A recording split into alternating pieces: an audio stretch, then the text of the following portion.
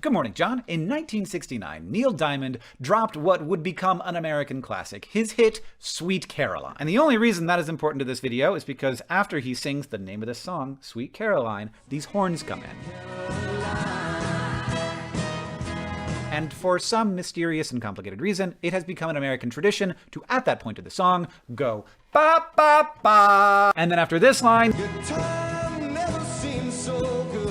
you go, so good, so good, so good. If you are in America and you hear this song in public and there are a lot of people around, it is extremely unlikely that you will not hear these improvised additions. Why am I talking about this? Well, John, back in 2017, when you and I went on tour, we hatched an extraordinarily precarious plan based on this phenomenon. I would play on my guitar Sweet Caroline, and then we would instruct the audience to, during the part where you would normally do the ba-ba-bas, to remain perfectly silent. This is a treacherous thing. This is like riding your mountain bike on the side of a cliff, because you have just given everyone in the theater the power to make this not happen. And everyone has to agree, everyone, that it should happen. And because we are raised in this society and we expect the ba-ba-bas in that moment, the absence is a presence. It's like a kind of silence that is louder than any other kind of silence I have ever experienced. Which is why, when it worked, it was really wonderful. And it did work. About 75% of the time. The other 25% of the time, someone would do it. Now, occasionally, this was an honest mistake. Someone had been ba-ba-baing their whole life. It was hard to not ba-ba-ba. They accidentally ba-ba-ba'd, or just ba-odd, which was adorable. Like in those cases, we tried again, and if it worked, it worked.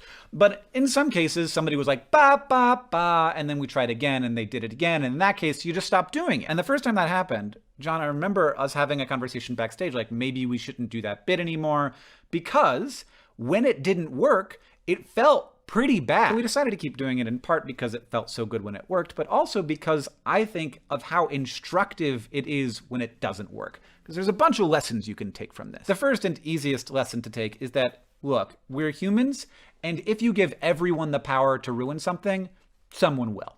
And that's kind of a bummer. But ultimately, it's true. You can't get around it. But here's another lesson that it took me a long time of thinking about this to get to.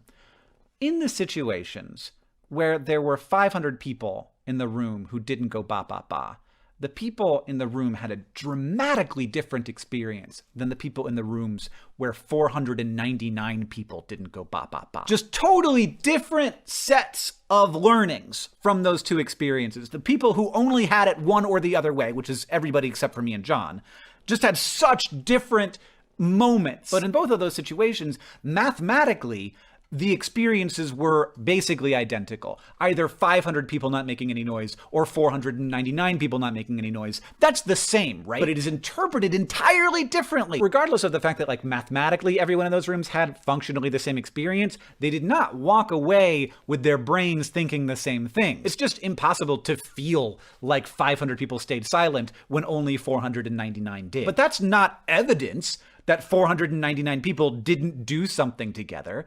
They did. It's evidence that my brain can't interpret reality correctly. But I don't think those two lessons are the only ones you can take from this, so I'd be curious to hear other people's takes as well in the comments.